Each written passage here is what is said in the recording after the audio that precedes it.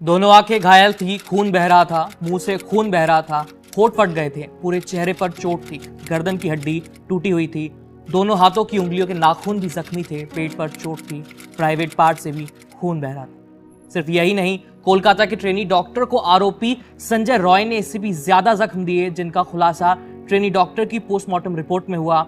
अगर सिर्फ इन्हीं जख्मों के बारे में सुनने भर से आपको बुरा लग रहा है तो जरा सोचिए जिसके साथ ये सब हुआ उस पर क्या बीती होगी, क्या उसकी हालत हुई होगी। और अगर मैं पीड़िता की हर चोट, हर जख्म की कहानी यहां सुनाने लग जाऊं तो सोचिए आपका क्या हाल होगा। 8 और 9 अगस्त की दरमियानी रात को कोलकाता के आरजी कर मेडिकल कॉलेज और अस्पताल में एक ट्रेनी डॉक्टर की रेप के बाद हत्या कर दी जाती है। अब पीड़िता की पोस्टमार्टम रिपोर्ट आ चुकी है। इस रिपोर्ट में साफ हो गया है कि पीड़िता के साथ कैसे बर्बरता की गई थी। रिपोर्ट में क्या क्या सामने आया, आज मैं उसी के बारे में बताने वाला हूं। आरोपी संजय रॉय ने ट्रेनी डॉक्टर के साथ बर्बरता की सारी हदें पार कर दी। 8 और 9 अगस्त की दरमियानी रात करीब 1 बजे आरोपी संजय अस्पताल में आता है, जहां उसने खूब शराब पी और हिंसक पॉर्न वीडियोस देखे। सुबह करीब 4 बजे शराब के नशे में धुत सेमिनार के हॉल में घुसता है वो, जहां उसने ट्रेनी डॉक्टर को सोते हुए देखा।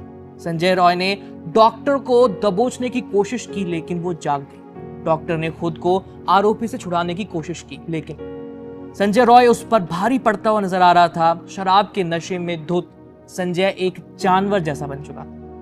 जूनियर डॉक्टर की जो पोस्टमार्टम रिपोर्ट सामने आई है, उसने हर जख्म का हिसाब दे दिया है। रिपोर्ट के मुताबिक जूनियर डॉक्टर के शरीर पर जितने भी घाव हैं, वो उसे तब मिले जब वो खुद को आरोपी से बचाने की कोशिश कर रहा। इसी कोशिश में उसके चश्मे का शीशा टूट चुका था, क्योंकि आरोपी डॉक्टर ने उसके चश्मे पर मुक्के मारे थे, जिससे उसके चश्मे के टुकड़े टूटकर उसी की आंखों में धंस गए।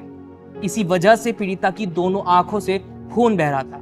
अब ट्रेनी डॉक्टर की आंखें फूट चुकी थी, उसे भयानक दर्द हो रहा था, लेकिन उसे कुछ भी नहीं दिख रहा था। लेकिन उसका संघर्ष अब भी जारी था। पीड़िता के चेहरे, नाक पर जो जख्म मिले हैं वो इसलिए आए क्योंकि आरोपी लगातार उसे काबू करने की कोशिश कर रहा था। ट्रेनी डॉक्टर ने खुद के बचाव में आरोपी को नोच भी दिया, लेकिन संजय रॉय ने उसकी दाएं हाथ की रिंग फिंगर तोड़ दी। इस संघर्ष में पीड़िता की दोनों हाथों की अंगुलियों के नाखून जख्मी हो गए थे।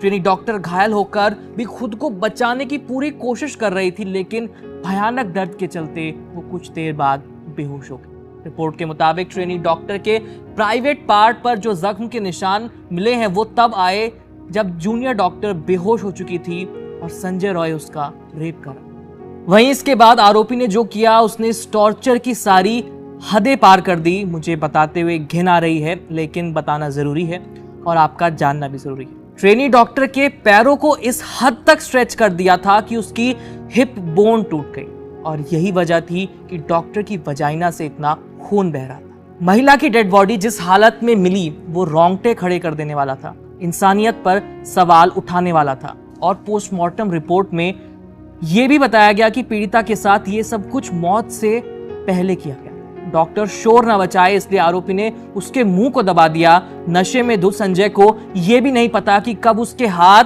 बेहोश डॉक्टर के मुंह से हटकर उसकी गर्दन पर चले गए और कब उसने पीड़िता का गला दबा दिया। पोस्टमार्टम रिपोर्ट के मुताबिक पीड़िता की मौत गला घुटने से हुई है। रेप करने के बाद आरोपी ने दोबारा पीड़िता का गला दबाया ताकि उसके बचने की कोई गुंजाइश न रहे, और इसकी वजह से पीड़िता की गर्दन की हड्डी टूट गई। 40 मिनट के अंदर संजय रॉय ने यह सब कुछ कर दिया। जब संजय अस्पताल से निकला उस वक्त सुबह के 4:37 हो रहे थे। इसके बाद वो वहां से निकला, कोलकाता पुलिस के बैरक में गया, जहां जाकर उसने पहले अपने कपड़े धोए, सारे खून के दाग और सारे सबूत मिटाए। वो नहाया और सो गया। फिर 9 अगस्त को सुबह 8 बजे जब अस्पताल का स्टाफ सेमिनार रूम में पहुंचा, तब उन्हें डॉक्टर की डेड बॉडी मिली और फिर हड़कंप मच गया। यही नहीं, पोस्टमार्टम रिपोर्ट में एक और खुलासा भी हुआ है, वो ये कि पीड़िता की बॉडी में डॉक्टरों को 151 ग्राम सीमेन मिला है, और इतना सीमेन आमतौर पर एक पुरुष से नहीं निकलता। ऊपर से पीड़िता के साथी डॉक्टरों को यह भी शक है कि संजय के साथ इस क्राइम में कोई और भी था, क्योंकि ट्रेनी डॉक्टर की कदकाठी ऐसी थी कि संजय का अकेले उस पर काबू पाना मुश्किल था।